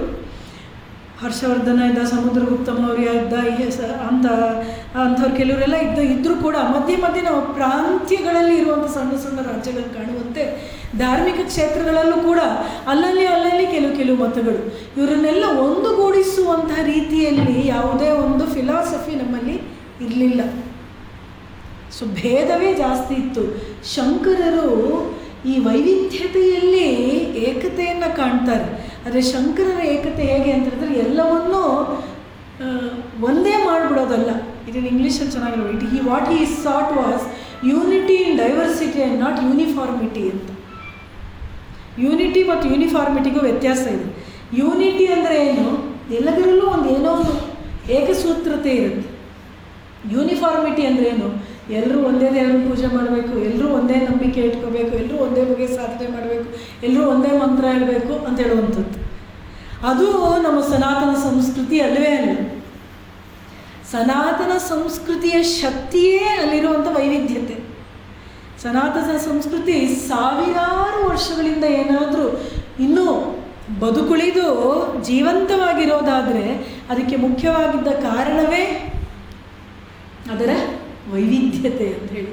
ಸೊ ಹಾಗಾಗಿ ಈ ವೈವಿಧ್ಯತೆಯನ್ನು ಅಳಿಸಲಿಲ್ಲ ಅವರು, ಆದರೆ ಆ ವೈವಿಧ್ಯತೆಯ ಹಿನ್ನೆಲೆಯಲ್ಲಿದ್ದಂತಹ ಏಕತೆಯನ್ನು ತಿಳಿಸ್ಕೊಡುವಂಥ ಪ್ರಯತ್ನ ಮಾಡ್ತಾರೆ. ತನ್ಮೂಲಕ ಭಾರತವನ್ನು ಒಂದಾಗಿಸ್ತಾರೆ. ಅಧ್ಯಾತ್ಮ ಮತ್ತು ಧರ್ಮದ ಮೂಲಕ ನೋಡಿ, ನಮ್ಮ ಭಾರತವನ್ನು ಒಂದಾಗಿಸಿರೋದು ಯಾವತ್ತಿದ್ರೂ ಕೂಡ ಇದೇನೆ, ಅಧ್ಯಾತ್ಮ ಮತ್ತು ಧರ್ಮ. ರಾಜಕೀಯವಾಗಿ ನಾವು ಬೇರೆ ಬೇರೆ ಇರ್ಬೋದು, ಸಾಮಾಜಿಕವಾಗಿಯೂ ನಮ್ಮಲ್ಲಿ ಬೇರೆ ಬೇರೆ ರೀತಿ ನೀತಿಗಳಿರ್ಬೋದು, ಆದರೆ ನಮ್ಮನ್ನು ಒಗ್ಗೂಡಿಸುವಂಥ ಏಕೈಕ ವಿಚಾರ ಯಾವುದು ಅಂತಂದರೆ ನಮ್ಮ ಧರ್ಮ ಮತ್ತು ಈ ಧರ್ಮವನ್ನೇ ಆಧಾರವಾಗಿ ಇಟ್ಕೊಂಡು ಬೆಳೆದಿರುವಂಥ ನಮ್ಮ ಸಂಸ್ಕೃತಿ. ಸೊ ಹಾಗಾಗಿ ಇಲ್ಲಿ ಭಾರತವನ್ನು ಗಟ್ಟಿಗೊಳಿಸಬೇಕಾದ್ರೆ ಇಲ್ಲಿ ಧರ್ಮವನ್ನು ಗಟ್ಟಿಗೊಳಿಸಬೇಕು. ಇದನ್ನು ವಿವೇಕಾನಂದ ಭಾಳ ಚೆನ್ನಾಗಿ ಕಂಡುಕೊಂಡಿದ್ರು. ಅದಕ್ಕೆ ಅವ್ರು ಹೇಳಿದ್ದು, ಭಾರತದ ಜೀವನಾಡಿ ಧರ್ಮ, ಭಾರತದ ಬೆನ್ನೆಲುಬು ಧರ್ಮ, ಭಾರತದ ಉಸಿರು ಒಡಗಿರೋದು ಧರ್ಮದಲ್ಲಿ. ಭಾರತೀಯರು ಧರ್ಮವನ್ನು ಕಡೆಗಣಿಸಿದ್ರೆ ಅವರು ವಿನಾಶದ ಕಡೆಗೆ ಹೋಗ್ತಾರೆ ಎಂದರ್ಥ. ಧರ್ಮದಲ್ಲಿ ನಾವು ನೆಲೆ ಊರಿದ್ರೆ ಬೇರೆಲ್ಲವೂ ಹೇಗೋ ಸ್ವಲ್ಪ ಬೀಳ್ಬೋದು, ಹೇಳ್ಬೋದು, ಏನೋ ಸರಿ ಹೋಗ್ಬೋದು, ಸರಿ ಮಾಡ್ಕೊಂಡು ಹೋಗ್ತಾ ಇರೋದಕ್ಕೆ ಸಾಧ್ಯ ಇದೆ ಅಂಥೇಳಿ ಶಂಕರಾಚಾರ್ಯರು ಕೂಡ ಇದನ್ನು ಅವತ್ತೇ ತಿಳಿದಿದ್ರು. ಹಾಗಾಗಿ ಅವರು ಭಾರತದಾದ್ಯಂತ ಓಡಾಡಿದ್ರು ಅಂತ. ಅವರ ವ್ಯಕ್ತಿತ್ವದಲ್ಲಿ ನಾವು ಕಾಣುವಂಥ ಮುಖ್ಯ ಅಂಶಗಳು, ಒಂದು, ಅಷ್ಟು ಘನವಾದಂತಹ, ಅಷ್ಟು ವಿಸ್ತೃತವಾದಂಥ ವಿಚಾರಗಳನ್ನು ಅವ್ರು ಹೇಗೆ ಧರಿಸಿಕೊಂಡು ಮನಸ್ಸಿನಲ್ಲಿ ಅದಕ್ಕೆಲ್ಲ ಒಂದು ರೂಪ ಕೊಟ್ಟು, ಒಂದು ಭಾಷೆ ಕೊಟ್ಟು, ಅದಕ್ಕೊಂದು ಏನು ಹೇಳ್ತೀರಿ, ಒಂದು ಪದ್ಧತಿಯನ್ನು ಕೊಟ್ಟು ಅದನ್ನು ಜನಸಾಮಾನ್ಯಕ್ಕೆ ತಲುಪಿಸೋದಕ್ಕೆ ಬೇಕಾಗಿರುವಂಥ ಮೇಧಾಶಕ್ತಿ ಎಂಥದ್ದು ಅಂತ ಆಲೋಚನೆ ಮಾಡಬೇಕು. ಇನ್ನೊಂದು ಅವರ ವ್ಯಕ್ತಿತ್ವದ ಲಕ್ಷಣ ಏನು ಅಂತ ಹೇಳಿದ್ರೆ, ಅವರಲ್ಲಿ ಇದ್ದಂಥ ಅಪಾರವಾದಂತಹ ಸಹಾನುಭೂತಿ ಅಥವಾ ಅನುಕಂಪೆ. ಅದಿರಲಿಲ್ಲ ಅಂತ ಹೇಳಿದ್ರೆ ಅವರು ಭಾರತದಾದ್ಯಂತ ಓಡಾಡುವ ಅವಶ್ಯಕತೆಯೇ ಇರಲಿಲ್ಲ. ಎಲ್ಲೋ ಒಂದು ಕಡೆ ಇದ್ದು ಪುಸ್ತಕವನ್ನು ಬರೆದಿದ್ರು ಮುಗಿದೋಗ್ತಾ ಇತ್ತು ಅಲ್ವಾ. ಭಾರತದ 4 ದಿಕ್ಕುಗಳಿಗೆ ಕಾಲ್ನಡಿಗೆಯಲ್ಲಿ, ಇವತ್ತು ನಮ್ಮ ಥರನ, ಇವತ್ತು ಏರೋಪ್ಲೇನೋ ಚೀಪ್ ಆಗಿಬಿಟ್ಟಿದೆ ಅಲ್ವಾ. ಎಲ್ಲೋ ಕಾಶಿಗೆ ಹೋಗಬೇಕು, ಎಲ್ಲೋ ಚಾರ್ಧಾಮ್ ಹೋಗಬೇಕು ಅಂದರೆ ಏರೋಪ್ಲೇನಲ್ಲಿ ಓಡಾಡುವಷ್ಟು ಇವತ್ತು ಸುಲಭ ಆಗಿದೆ. ಕಾಲ್ನಡಿಗೆಯಲ್ಲಿ ಓಡಾಡ್ತಾ, ಎಷ್ಟು ಕಾಡುಗಳ ನಡುವೆ ಓಡಾಡ್ತಾ ಅವರು ಯಾಕೆ ಓಡಾಡಿದ್ರು? ಭಾರತದ 4 ಮೂಲೆಗಳಲ್ಲೂ ಅವರು ತಮ್ಮ ಸಿದ್ಧಾಂತವನ್ನು ಪ್ರತಿಷ್ಠಾಪಿಸಿದ್ರು. ಹಾಗೆಲ್ಲ ಓಡಾಡಿ ಮಾಡಬೇಕಾದ್ರೆ ಅಲ್ಲೊಂದು ಮಾನವ ಪ್ರೇಮ ಅಂತ ಹೇಳುವಂಥ ಲಕ್ಷಣ ಇರಲಿಲ್ಲ ಅಂತ ಓಡಾಡೋದಕ್ಕೆ ಯಾವ ಪ್ರೇರಣೆ ಇರುತ್ತೆ? ಬ್ರಹ್ಮಾನುಭವವನ್ನು ಪಡ್ಕೊಂಡಿರೋ ವ್ಯಕ್ತಿ ನಿರ್ವಿಕಲ್ಪ ಸಮಾಧಿಯಲ್ಲಿ ಆನಂದವಾಗಿರ್ಬೋದು, ಈ ಜಗತ್ತಿನಲ್ಲಿ ಕಷ್ಟಪಡುವ ಅವಶ್ಯಕತೆಯೇ ಇಲ್ಲ. ಆದರೆ ಅಂಥವರಲ್ಲೇ ಮಾನವ ಕಲ್ಯಾಣದ ಬಗ್ಗೆ ಒಂದು ವಿಶೇಷವಾದಂತಹ ಪ್ರೀತಿ ಉಂಟಾಗುತ್ತೆ, ಆಸಕ್ತಿ. ಯಾಕೆ? ಅವ್ರಿಗೆ ಅರ್ಥ ಆಗುತ್ತೆ ಅವ್ರು ಪಡ್ಕೊಂಡಿರೋದು ಏನು, ದುಃಖರಹಿತವಾದಂತಹ ಆನಂದ, ಪರಮಾನಂದ ಪ್ರಾಪ್ತಿಯನ್ನು ಮಾಡಿಕೊಂಡಿದ್ದಾರೆ. ಜನರ ಜೀವನವನ್ನು ನೋಡ್ತಾರೆ, ಇನ್ನೂ ದುಃಖದಲ್ಲೇ ಮುಳುಗಿರುವಂಥ ಸಾಮಾನ್ಯ ಜನರು. ಅದನ್ನು ನೋಡಿದಾಗ ಅವ್ರಿಗೆ ಅನಿಸುತ್ತೆ, ಇಷ್ಟು ಸುಲಭವಾದ ಜನರಿಗೆ ತಲುಪಿಸಿದ್ರೆ ಅವರು ಆನಂದವನ್ನು ಪಡ್ಕೋಬೋದಿಲ್ಲ, ಯಾಕೆ ಹೀಗಿದ್ದಾರೆ ಅಂಥೇಳಿ ಆ ಪ್ರೀತಿ, ಅನುಕಂಪೆ, ಸಹಾನುಭೂತಿಯಿಂದಾಗಿ ಅವರು ಕಾರ್ಯವನ್ನು ಮಾಡಿದ್ರು. ಭಗವಂತ ಅವತರಿಸೋದು ಕೂಡ ಕರುಣೆಯಿಂದ, ಹೌದಲ್ಲ? ಹಾಗೆ ಆಚಾರ್ಯ ರೂಪದಲ್ಲಿ ಭಗವಂತನೇ, ಶಂಕರಾಚಾರ್ಯರು ಕೂಡ ಅವರ ತಂದೆ ತಾಯಿ ಶಿವನನ್ನು ಪ್ರಾರ್ಥನೆ ಮಾಡಿಕೊಂಡಾಗ ಶಿವನ ವರಪ್ರಸಾದವಾಗಿ ಹುಟ್ಟಿದವರು ಶಂಕರಾಚಾರ್ಯರು. ಕಾಲಡಿಯಲ್ಲಿರುವಂತಹ ಶಿವನ ಒಂದು ಮುಖ್ಯವಾದ ದೇವಸ್ಥಾನ ಇದೆ. ಅಲ್ಲಿ ಅವರು ಪ್ರಾರ್ಥನೆ ವಯಸ್ಸಾಗಿರುತ್ತವ್ರು, ಮಕ್ಕಳಾಗಿರೋದಿಲ್ಲ, ತುಂಬ ಪ್ರಾರ್ಥನೆ ಮಾಡ್ಕೊಂಡು ಪಡ್ಕೊಂಡಿದ್ದು ಶಂಕರರು. ಸೊ ಭಗವಂತನ ವಿಭೂತಿ ಪುರುಷರೇ, ಇವರು ಕೂಡ ಅವತಾರ ಪುರುಷರು ಅಂತ ಹೇಳಿದ್ರು ತಪ್ಪಾಗಲಾರದು. ಟೆಕ್ನಿಕಲಿ ಬೇರೆ ಬೇರೆ ಇರ್ಬೋದು ಕಾರಣಗಳು, ಆದರೆ ಯಾವ ಅವತಾರ ಪುರುಷನ ಕಾರ್ಯಕ್ಕೂ ಅವ್ರ ಇದು ಕಾರ್ಯ ಕಡಿಮೆ ಅಲ್ಲ. ಇನ್ನೊಂದು ಅವರ ವ್ಯಕ್ತಿತ್ವದ ಮುಖ್ಯ ಲಕ್ಷಣ ನಾವು ಗಮನಿಸಬೇಕು ಆಧ್ಯಾತ್ಮಿಕ ಕ್ಷೇತ್ರದಲ್ಲಿ ಅಂತ ಹೇಳಿದ್ರೆ ಅವರ ಘನವಾದ ಆಧ್ಯಾತ್ಮಿಕ ವ್ಯಕ್ತಿತ್ವ. He was not just A dry intellectual. ಎಷ್ಟೋ ಜನ ಪಂಡಿತರು ನಾವು ನೋಡ್ಬೋದು, ಎಷ್ಟೋ ಜನ ತುಂಬ ಓದ್ಕೊಂಡಿರೋರು ನಾವು ನೋಡ್ಬೋದು, ಆದರೆ ಅಲ್ಲಿ ಒಂದು ಶುಷ್ಕತೆ ಇರುತ್ತೆ. ಆದರೆ ನಿಜವಾದ ಅಧ್ಯಾತ್ಮದ ಅನುಭವ ಇರೋದಿಲ್ಲ. ಶಂಕರಾಚಾರ್ಯರಲ್ಲಿ ಅಧ್ಯಾತ್ಮದ ಅನುಭವ ಇತ್ತು, ಹಾಗಾಗಿ ಅವರಲ್ಲಿ ಘನೀಭೂತವಾದ ಆಧ್ಯಾತ್ಮಿಕತೆ, ಕಂಡೆನ್ಸ್ಡ್ ಸ್ಪಿರಿಚುಯಾಲಿಟಿ ಅಂತ ಹೇಳ್ತಾರಲ್ಲ, ಅದು ಅವರ ವ್ಯಕ್ತಿತ್ವದಲ್ಲಿ ಇತ್ತು. ಇದನ್ನು ನಾವು ಗಮನಿಸಬೇಕು. ಸೊ ಅವರೆಲ್ಲ ಕಡೆ ಓಡಾಡಿ ಜನರನ್ನು ವಾದಕ್ಕೆ ಕರೆದು ಅವರನ್ನೆಲ್ಲ ಸೋಲಿಸಿದಾಗ ನೆನ್ಪಿಟ್ಕೊಳ್ಳಿ, ಕೇವಲ ಅದು ತರ್ಕ ಕೆಲಸ ಮಾಡ್ತಾ ಇತ್ತು ಅಂತ ಹೇಳೋದು ಸಾಧ್ಯ ಇಲ್ಲ. ಅವರ ಆಧ್ಯಾತ್ಮಿಕ ಶಕ್ತಿಯ ಪ್ರಭಾವ ಪ್ರಭೆಯ ಪ್ರಭಾವ ಇದೆಲ್ಲವೂ ಕೂಡ ಕೆಲಸ ಮಾಡ್ತಾ ಇರುತ್ತೆ. ಸೊ ಶಂಕರರು 16 ವರ್ಷಕ್ಕೆ ಬ್ರಹ್ಮಸೂತ್ರದ ಭಾಷ್ಯವನ್ನು ಬರೆದು ಬದ್ರಿನಾಥ್ ಕಡೆ ಹೋದಾಗ ಅಲ್ಲಿ ಅವರಿಗೆ ಒಬ್ಬ ವಯಸ್ಸಾದವರು ಬಂದು ಅವ್ರ ಜೊತೆ ಇವರ ಬ್ರಹ್ಮಸೂತ್ರಗಳ ಭಾಷ್ಯದ ಬಗ್ಗೆ ಒಂದಷ್ಟು ಚರ್ಚೆ ಮಾಡ್ತಾರೆ, ಇದರಲ್ಲಿ ಪ್ರಶ್ನೆಗಳನ್ನು ಕೇಳ್ತಾರೆ. ಇದೆಲ್ಲಕ್ಕೂ ಕೂಡ ಶಂಕರರು ಸೂಕ್ತವಾದ ಉತ್ತರವನ್ನೇ ಕೊಡ್ತಾರೆ. ಆಗ ಆ ವಯಸ್ಸಾದಂಥ ವ್ಯಕ್ತಿ ತಮ್ಮ ನಿಜ ಸ್ವರೂಪವನ್ನು ತೋರಿಸ್ತಾರೆ. ಅವ್ರು ಯಾರು? ವ್ಯಾಸರೇ ಆ ರೂಪದಲ್ಲಿ ಬಂದಿರೋದು. ಮತ್ತು ಶಂಕರರ ಕಾರ್ಯವನ್ನು ನೋಡಿ, ಶಂಕರರಿಗಿದ್ದಿದ್ದು 16 ವರ್ಷ ಆಯಸ್ಸು ಅಂತ ಹೇಳ್ತಾರೆ. 8 ಆಮೇಲೆ ಮತ್ತೆ 8 ಸನ್ಯಾಸ ಆದಮೇಲೆ ಮತ್ತು 16 ವರ್ಷಗಳನ್ನು ವ್ಯಾಸರು ಅವರಿಗೆ ಅನುಗ್ರಹಿಸ್ತಾರೆ. ಯಾಕೆ? ಇದನ್ನೇನು ನೀನು ಬರ್ತಿದೆಯೋ ಇದನ್ನು ಜನರಿಗೆ ನೀನು ತಲುಪಿಸ್ಬೇಕು ಅಂತ. ಸೊ ಹಾಗಾಗಿ ತದನಂತರ ಅವರೆಲ್ಲ ಕಡೆ ಓಡಾಡ್ತಾ 4 ಮಠಗಳನ್ನು ಸ್ಥಾಪಿಸಿದ್ರು, ದಶನಾಮಿ ಸನ್ಯಾಸದ ಪದ್ಧತಿಯನ್ನು ಪ್ರಾರಂಭಿಸಿದ್ರು. ಎಷ್ಟೋ ಅಖಾಡಗಳಲ್ಲಿ ಕೂಡ ಶಂಕರರೇ ಸ್ಥಾಪಿಸಿದ್ದು ಅಂತಲೇ ಅವರು ಕೂಡ ಹೇಳೋದು. ಈಗ ನೀವೆಲ್ಲ ಕುಂಭಮೇಳ ಆದಾಗ ಅನೇಕ ಅಖಾಡಗಳ ಬಗ್ಗೆ ಎಲ್ಲ ತಿಳ್ಕೊಂಡ್ರಿ ಅಂತ ಸಾಕಷ್ಟು ಮಾಧ್ಯಮಗಳಲ್ಲಿ ಬಂದು, ಅವರೆಲ್ಲರೂ ಕೂಡ ಶಂಕರಾಚಾರ್ಯರೇ ಒಂದು ಕಾಲದಲ್ಲಿ ಇದನ್ನೂ ಕೂಡ ಈ ಸ್ಥಾಪನೆಗೂ ಕಾರಣ ಅಂತ ಹೇಳ್ತಾರೆ. ಏಕೆ? ಧರ್ಮ ರಕ್ಷಣೆ ಧರ್ಮ ಪಾಲನೆಯ ಮೂಲಕ ಆಗಬೇಕಾಗಿರೋದು ಎಷ್ಟು ಮುಖ್ಯವೋ, ಕೆಲವೊಮ್ಮೆ ಶತ್ರುಗಳಿಂದ ರಕ್ಷಿಸಬೇಕಾದ್ರೆ ಮಿಲಿಟೆಂಟ್ ಮಾಂಕ್ಸ್ ಕೂಡ ಬೇಕಾಗ್ತಾರೆ ಅಂತೇಳಿ. ಅಂದರೆ ಶತ್ರುಗಳ ಜೊತೆ ಸ್ವಲ್ಪ ಯುದ್ಧ ಮಾಡುವಂಥ ಶಾಸ್ತ್ರವಿದ್ಯೆ ಜೊತೆಯೊಂದಿಗೆ ಶಸ್ತ್ರವಿದ್ಯೆಯನ್ನೂ ಬಲ್ಲಂತಹ ಸನ್ಯಾಸಿಗಳು ಬೇಕಾಗ್ತಾರೆ ಅಂಥೇಳಿ ನಾವು ವಿಶೇಷವಾಗಿ ಅಖಾಡಗಳಲ್ಲಿ ನಾಗಾ ಸಾಧುಗಳು ಮತ್ತು ಮುಂತಾದ ಬೇರೆ ಬೇರೆ ಸಾಧುಗಳ ಒಂದು ಕಲ್ಪನೆಗಳನ್ನು ನೋಡ್ತೀವಿ. ಆದರೆ ಈ ಕಡೆ ವೈದಿಕವಾದ ರೀತಿಯಲ್ಲಿ ನೋಡೋದಾದರೆ, ಸಾಂಪ್ರದಾಯಿಕವಾದಿ ನೋಡೋದಾದರೆ, ಈ ಶಂಕರ ಮಠಗಳಲ್ಲಿ ಶಂಕರರೇ ಸ್ಥಾಪಿಸಿದಂಥ 4 ಮಠಗಳಿಂದ ಬಂದಿರುವಂಥದ್ದು ದಶನಾಮಿ ಸಂಪ್ರದಾಯ. ಅದರಲ್ಲಿ 10 ಹೆಸರುಗಳು. ಹೀಗೆ ಜನರಿಗೆ ಈ ಸರ್ನೇಮ್ ಅಂತಿರುತ್ತಲ್ಲ, ಹಾಗೆ ಸನ್ಯಾಸಿಗಳಿಗೂ ಕೂಡ ನೀವು ಶೃಂಗೇರಿ ಶಂಕರ ಮಠದಲ್ಲಿ ಭಾರತಿ ಅಂತ ಉಪಯೋಗಿಸೋದು ನೋಡಿರ್ತೀರಿ. ಭಾರತಿ, ಸರಸ್ವತಿ, ತೀರ್ಥ, ಅರಣ್ಯ, ಪರ್ವತ, ಹೀಗೆ ಮುಂತಾದದ್ದು. ಪುರಿ ಕೂಡ ಒಂದು. ನಮ್ಮದೆಲ್ಲ ರಾಮಕೃಷ್ಣ ಸಂಪ್ರದಾಯದ್ದು ಪುರಿ. ಯಾಕೆ? ರಾಮಕೃಷ್ಣ ಸನ್ಯಾಸ ಕೊಟ್ಟಿದ್ಯಾರು? ತೋತಾಪುರಿ. ಯಾವುದು? ದಶನಾಮಿ ಸನ್ಯಾಸ ತೋತಾಪುರಿ ಪುರಿ. ಹಾಗಾಗಿ ಈ ರಾಮಕೃಷ್ಣರು ಸಂಪ್ರದಾಯದಲ್ಲಿ ಬರೋರೆಲ್ಲ ಪುರಿ ಸಂಪ್ರದಾಯಕ್ಕೆ ಸೇರಿದವರು. ಇದನ್ನು ಕೂಡ ಇದನ್ನೆಲ್ಲ ಸಿಸ್ಟಮೈಸ್ ಮಾಡಿ ಕೊಡ್ತಾರೆ. ಇದಕ್ಕೆ ಮೊದಲು ಸನ್ಯಾಸದ ಕಲ್ಪನೆ ಇರಲಿಲ್ಲ ಅಂತಲ್ಲ, ಇತ್ತು. ಆದರೆ ಪ್ರತಿಯೊಂದಕ್ಕೂ ಒಂದು ರೀತಿಯನ್ನು ಹಾಕಿಕೊಟ್ಟವರು, ಒಂದು ಚೌಕಟ್ಟನ್ನು ಹಾಕಿಕೊಟ್ಟವರು ಶಂಕರಾಚಾರ್ಯರು.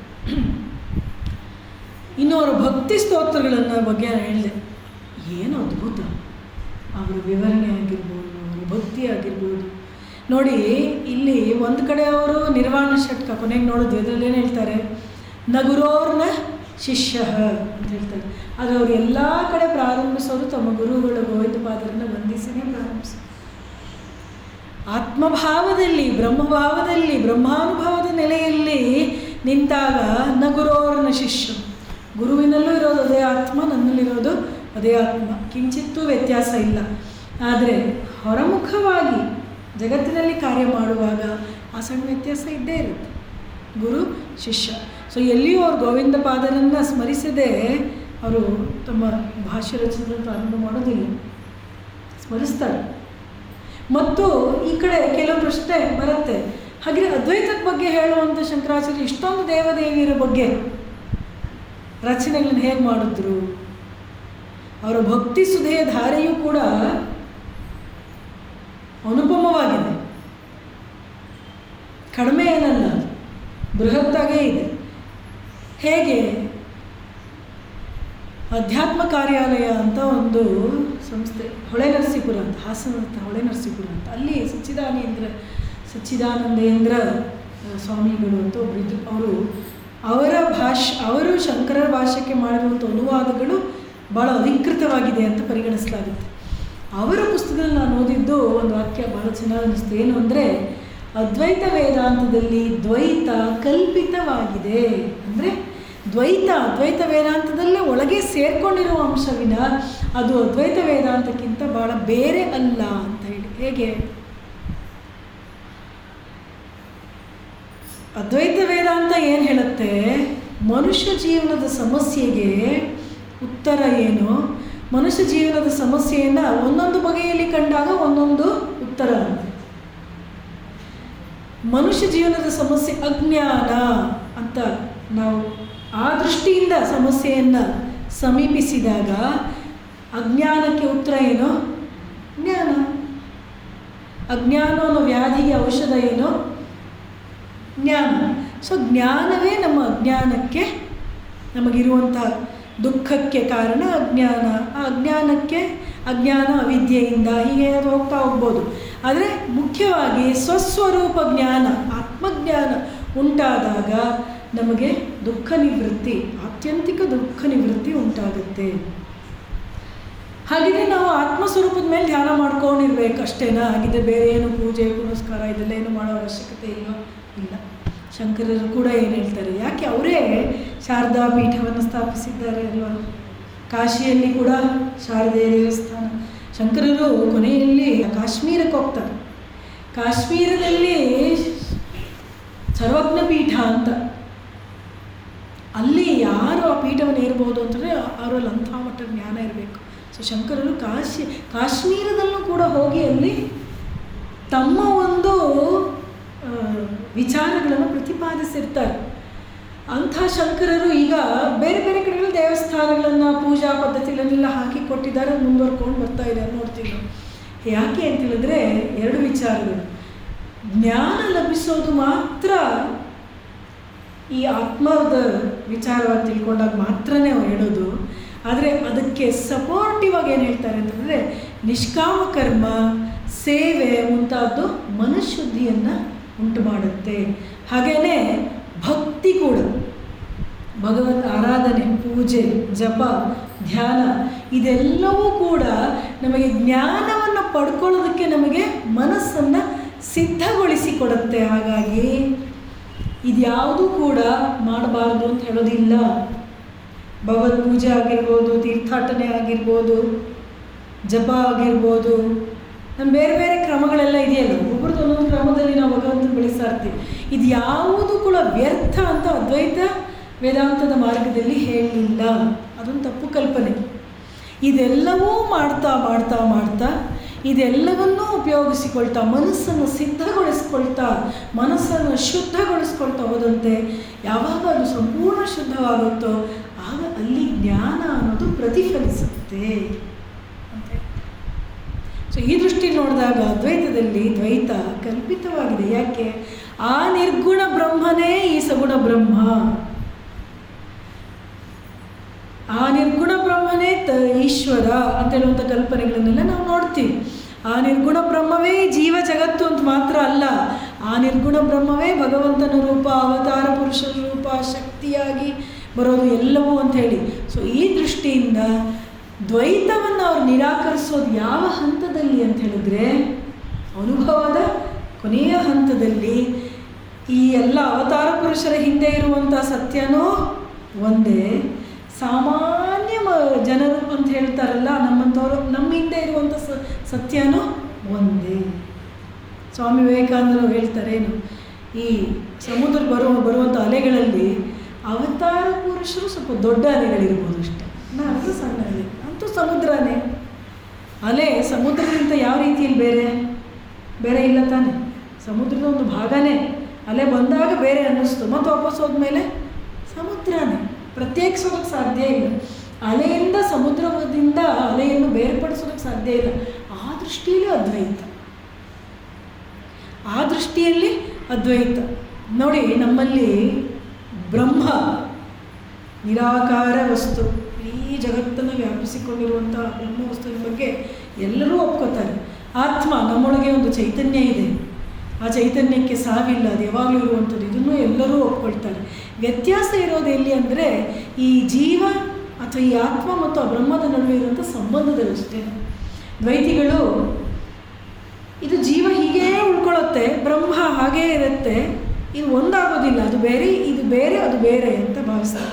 ವಿಶಿಷ್ಟಾದ್ವೈತದಲ್ಲಿ ಅದರಿಂದ ಒಂದು ಅಂಶ ಇದು ಬೇರೆ ಆಗಿದೆ, ಮತ್ತೆ ಹೋಗಿ ಒಂದಾಗಿ ಸೇರಿಕೊಳ್ಳುತ್ತೆ ಅಂತ. ಅದ್ವೈತಿಗಳೇನು ಹೇಳ್ತಾರೆ, ಇದು ಬೇರೆ ಆಗಲೇ ಇಲ್ಲ, ಒಂದಾಗಿಯೇ ಇದೆ, ಬೇರೆ ಆಗಿರುವಂತೆ ಕಾಣ್ತಾ ಇದೆ ಅಷ್ಟೇ, ಹಾಗಾಗಿ ಇದು ಬೇರೆ ಅಲ್ಲ, ಹಾಗಾಗಿ ಅಹಂ ಬ್ರಹ್ಮಾಸ್ಮಿ ಅಂಥೇಳಿ. ಸೊ ಹೀಗಾಗಿ ಭಕ್ತಿಯ ಕುರಿತಾಗಿ ಶಂಕರರು ಹೇಳುವಂಥ ಆ ವಿಚಾರಗಳೆಲ್ಲ, ಅವರ ಸ್ತೋತ್ರ ರಚನೆಗಳೆಲ್ಲ ಗಮನಿಸಿದಾಗ, ಸೌಂದರ್ಯ ಲಹರಿ, ದಕ್ಷಿಣಾಮೂರ್ತಿ ಸ್ತೋತ್ರ, ಇನ್ನೊಂದು ಈ ಸ್ತೋತ್ರಗಳಲ್ಲೂ ಕೂಡ ಎಲ್ಲೋ ಒಂದು ಕಡೆ ಅದ್ವೈತವನ್ನು ಅವರು ಹುದುಗಿಸಿಟ್ಟಿರ್ತಾರೆ. ಅಜಂ ನಿರ್ವಿಕಲ್ಪಂ ನಿರಾಕಾರಮೇಕಂ, ಗಣೇಶನ ಕುರಿತಾದಂಥ ಸ್ತೋತ್ರ. ಅದ್ರ ಏನು ಹೇಳ್ತಾರೆ, ಅಜಂ ಜನ್ಮರಹಿತನಾದವು, ನಿರ್ವಿಕಲ್ಪಂ ವಿಕಲ್ಪ ಇಲ್ಲ, ಯಾವುದೇ ಬಗೆಯ ವಿಕಾರ ಇಲ್ಲ, ನಿರಾಕಾರಂ ಏಕಂ. ಇದನ್ನೆಲ್ಲ ಹೇಳುವಾಗ, ಸ್ತೋತ್ರ ಮಾಡುವಾಗ ಒಂದು ರೂಪದಲ್ಲಿರುವಂಥ ದೇವರ ಕುರಿತಾಗಿ ಆಗಿದ್ದರೂ ಕೂಡ ಆ ದೇವತೆಯ ಮೂಲ ಸ್ವರೂಪದ ಆ ಬ್ರಹ್ಮ ಮೂಲದಲ್ಲಿರುವಂಥ ಪರಬ್ರಹ್ಮದ ಕುರಿತಾಗಿ ಅವರ ಗಮನ ಇದೆ ಅಂಥೇಳಿ. ಇವತ್ತು ಕೊನೆಯದಾಗಿ ಇನ್ನು 10 ನಿಮಿಷದಲ್ಲಿ ಅದ್ವೈತ ವೇದಾಂತ ಏನು ಹೇಳೋದಕ್ಕೆ ಪ್ರಯತ್ನ ಮಾಡುತ್ತೆ ಅನ್ನೋದನ್ನು ನೋಡೋಣ.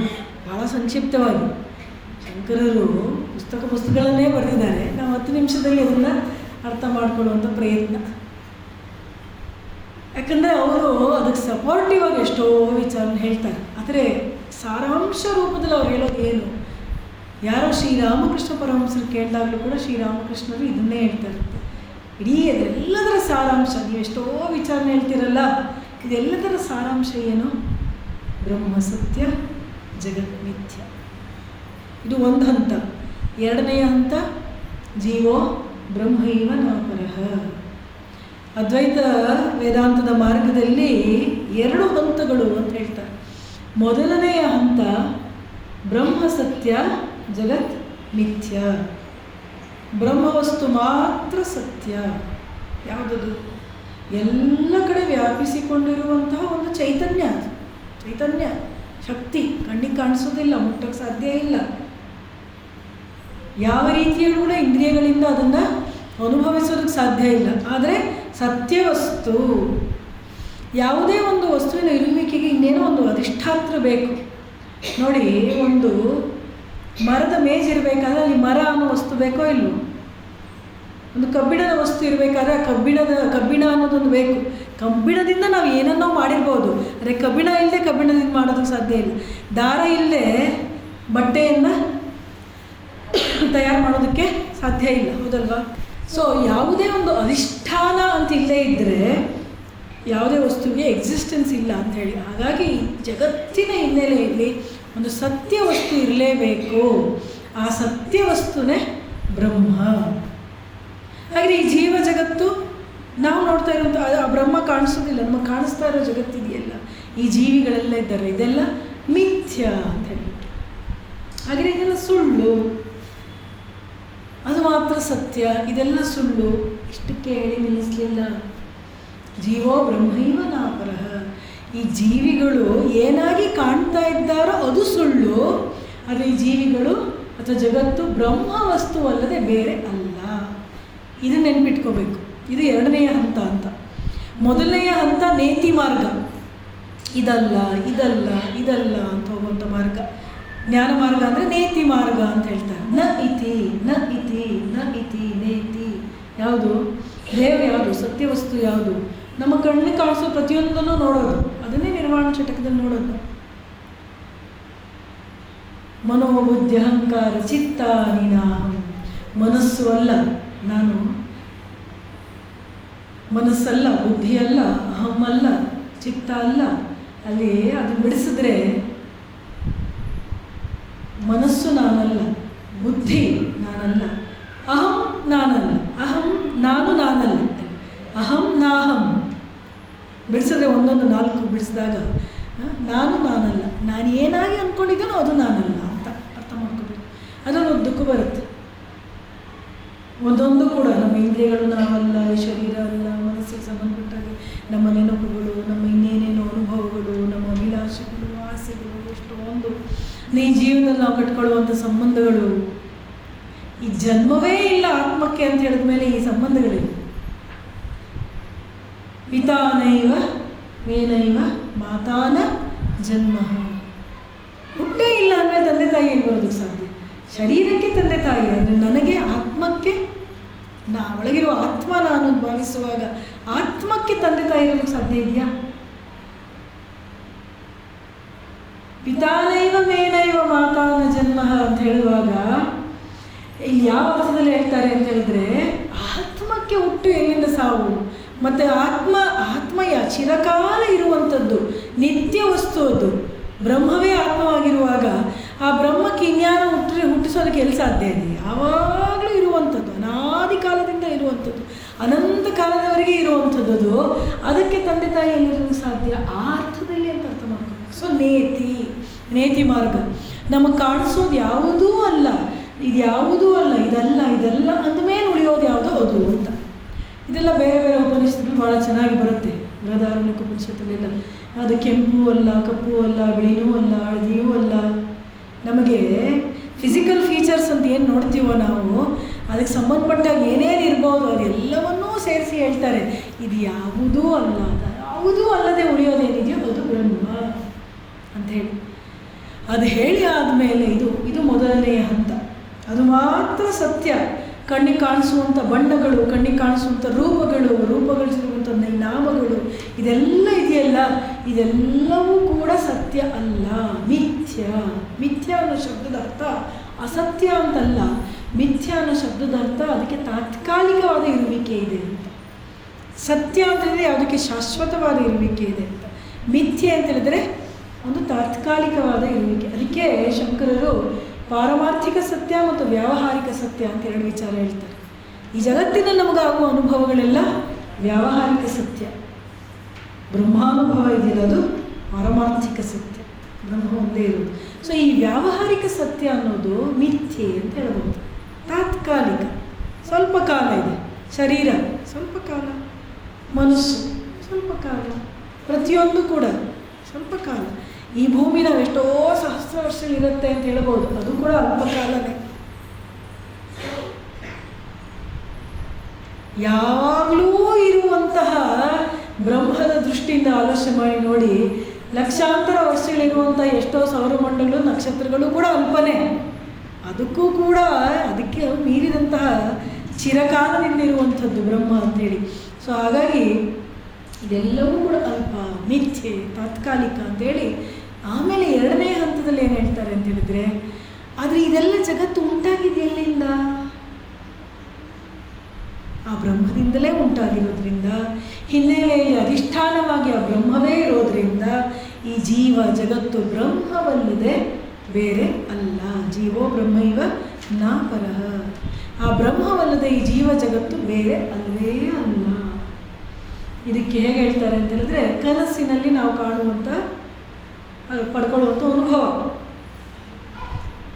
ನಿದ್ರೆಯಲ್ಲಿ ಕನಸು ಬರುತ್ತೆ, ಕನಸಿನಲ್ಲಿ ಒಂದು ಜಗತ್ತು ನಿರ್ಮಾಣ ಆಗುತ್ತೆ ಅಲ್ವಾ? ಆ ಕನಸಿನಲ್ಲಿ ನಾವು ಇರ್ತೀವಿ, ಜನ ಇರ್ತಾರೆ, ಮನೆ ಇರುತ್ತೆ, ಊಟ ತಿಂಡಿ ಏನೇನೆಲ್ಲ ಇರ್ಬೋದು. ಎದ್ದ ಮೇಲೆ ಕನಸಿಲ್ಲ.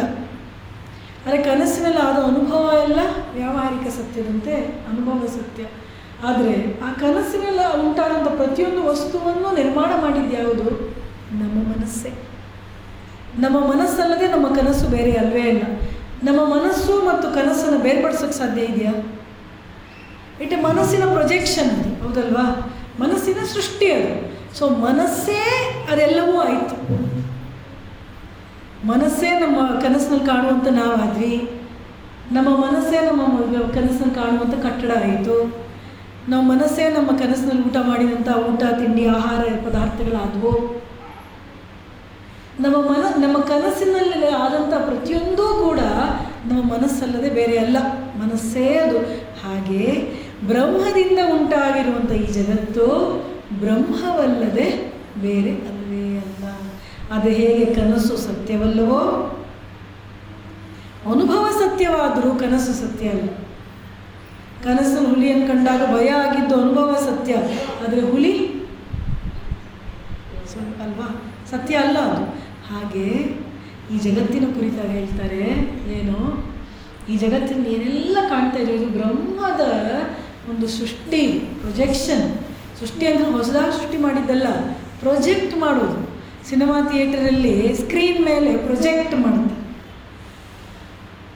ಸ್ಕ್ರೀನಲ್ಲಿ ಏನೂ ಇರೋದಿಲ್ಲ, ಖಾಲಿನೇ ಅದು, ಕಾಣಿಸುವಂತೆ ಮಾಡ್ತಾರೆ. ಆಫ್ ಮಾಡಿದ್ರೆ ಖಾಲಿ ಹಂಗೆ ಇರುತ್ತೆ. ಹಾಗೆ ಈ ಜೀವ ಜಗತ್ತು ಉಂಟಾಗಿರೋದು ಅಂತ ಹೇಳೋದು. ಸೊ ಅದು ಆದರೆ ಬ್ರಹ್ಮದಿಂದಲೇ ಬಂದಿರೋದ್ರಿಂದ ಇದು ಬ್ರಹ್ಮವಲ್ಲದೆ ಬೇರೆ ಅಲ್ಲ. ಈ ದೃಷ್ಟಿಯಲ್ಲಿ ಎರಡನೇ ಹಂತದಲ್ಲಿ ಅದ್ವೈತ ವೇದಾಂತ ಏನು ಹೇಳುತ್ತೆ? ಎಲ್ಲವೂ ನಾನೇ, ಎಲ್ಲವೂ ಬ್ರಹ್ಮವೇ. ಇದನ್ನು ನಾವು ವಿಶೇಷವಾಗಿ ಅಷ್ಟಾವಕ್ರ ಗೀತೆಯಲ್ಲಿ ನಾವೆಲ್ಲ ನೋಡ್ತೀವಿ. ಇದರಲ್ಲೇನು ಎಲ್ಲವೂ ನಾನೇ ಅಂತ ಹೇಳುತ್ತೆ. ವಿಶೇಷವಾಗಿ ದೇವಿ ಸೂಕ್ತ ನೋಡ್ಬೋದು. ವಿಶೇಷವಾಗಿ ಅಹಂ ರುದ್ರೇ ವಸುಭಿಸ್ಸರಾಮ್ಯ ಅದು ಬರುತ್ತೆ ಉದ್ದಕ್ಕೆ. ಏನು ಎಲ್ಲವೂ ನಾನೇ ಆಗಿದೆ, ವಸ್ತುಗಳು ನಾನೇ, ರುದ್ರ ನಾನೇ, ಆದಿತ್ಯನು ನಾನೇ, ಮತ್ತೆಲ್ಲವೂ ನಾನೇ ಆಗಿದೆ. ಯಾವ ಭಾವದಲ್ಲಿದು? ಬ್ರಹ್ಮಭಾವದಲ್ಲಿ. ಇದು ಇತಿ, ಕೊನೆಗೆ ನೇತಿಯಿಂದ ಹೋಗಿ ಅದೇನಾಗಿ ಕಾಣ್ತಾ ಇದೆಯೋ ಅದನ್ನು ನಿರಾಕರಿಸಿ ಅದೇನಾಗಿ ಇದೆಯೋ ಅದನ್ನು ಅರ್ಥ ಮಾಡ್ಕೊಳ್ಳೋದು. ಇದು ಅದ್ವೈತ ವೇದಾಂತ. ನೋಡಿದ್ರೆ ಭಾಳ ಸುಲಭ. ಕಷ್ಟ ಯಾಕೆ ಅಂತ ಹೇಳಿದ್ರೆ, ಸತ್ಯವಾಗಿಯೂ ಹೇಳ್ಬೇಕಂದ್ರೆ ನಮಗೆ ವೈರಾಗ್ಯ ಇಲ್ಲ. ಅಂದರೆ ಇದಕ್ಕೆ ಅಂಟ್ಕೊಂಡಿದ್ದೀವಿ, ಈ ಅನಿತ್ಯವಾದ ವಸ್ತುಗಳಿಗೆ ಅಂಟ್ಕೊಂಡಿರೋದ್ರಿಂದ ನಮಗಿದು ಬಿಟ್ಟರೆ ಹೇಗೆ ಬಿಡೋಕ್ಕಾಗ್ತಾ ಇಲ್ಲ ಅಷ್ಟೇ. ಬಿಟ್ಟರೆ ಸತ್ಯ ಭಾಳ ಸುಲಭವಾಗಿ ಗೋಚರವಾಗುತ್ತೆ ಅಂತ. ಸೊ ಅಲ್ಲಿ ಅಷ್ಟಾವಕ್ರ ಗೀತೆಯಲ್ಲೆಲ್ಲ ನಾವು ನೋಡೋದು ಅದೇ ಭಾಷೆಯನ್ನು. ಅಲ್ಲಿ ನೇತಿ ಭಾಷೆ ಇಲ್ಲ, ಇತಿ ಭಾಷೆ. ಈ ಸಮುದ್ರವೂ ನಾನೇ, ಪರ್ವತ ಬೆಟ್ಟಗಳು ಎಲ್ಲ ನಾನೇ, ಆಕಾಶ ನಾನೇ, ದಿಗಂತಗಳು ನಾನೇ, ಸೂರ್ಯ ಚಂದ್ರರು ನಾನೇ, ತಾರೆಗಳು ನಾನೇ ಅಂತ ಹೇಳುವಂಥ ರೀತಿಯಲ್ಲಿ ಬ್ರಹ್ಮಭಾವ ಅಂತ ಹೇಳ್ತಾರಲ್ಲ, ವಿಶ್ವಾತ್ಮಭಾವ, ಬ್ರಹ್ಮಭಾವ, ಎಲ್ಲವೂ ನಾನೇ ಅಂತ ಭಾವಿಸುವಂಥ ಆ ಬ್ರಹ್ಮಭಾವಕ್ಕೆ ಏರಬೇಕು. ಇಲ್ಲಿ ನೋಡಿ, ಆ ಭಾವಕ್ಕೆ ಏರಿದ ಮೇಲೆ, ಎಲ್ಲವೂ ನಾನೇ ಅಂತ ಹೇಳಿದ ಮೇಲೆ ಆಸೆ ಪಡೋದು ಯಾವುದನ್ನ? ನಾನೇ ಎಲ್ಲವೂ ಆಗಿದ್ದೀನಿ, ಇನ್ನೊಂದು ವಸ್ತುನೇ ಇಲ್ಲವಲ್ಲ ಆಸೆ ಪಡೋದಕ್ಕೆ. ಕಾಮ, ಕ್ರೋಧ, ಕೋಪ ಮಾಡ್ಬೋದು ಯಾರ ಮೇಲೆ?